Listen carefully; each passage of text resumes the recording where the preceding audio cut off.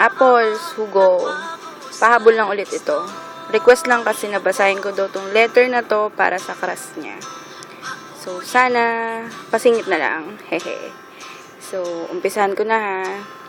Sabi niya, Dear Crush, Hi Chippy, alam ko na marami na tayo napapag-usapan, napagkwentuhan, nalaman sa isa't isa. Hindi na kasi aktingan yon bilang tayo.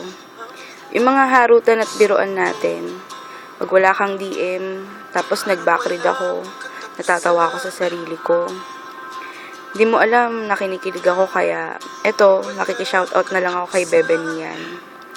Gusto ko lang naman malaman mo na kahit nakalak ang heart ko at niluno ko ang susi para mapunta sa lungs ko, nasa lungs lang naman kita. Yun kung willing kang hanapin ang susi ng heart ko, yun lang, alam mo na yun.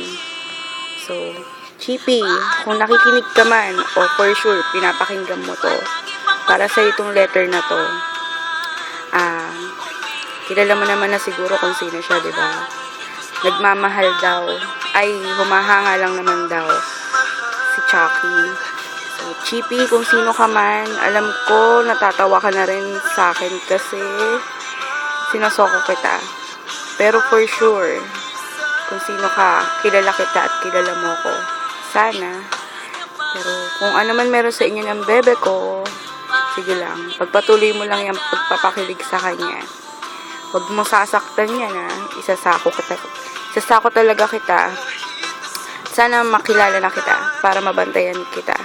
Diyos. Para sa bebe ko yun, syempre. So, ayun. Thanks, Apple, Sugo. Sana maisingit to. Pinagbigyan ko lang ang aking bebe.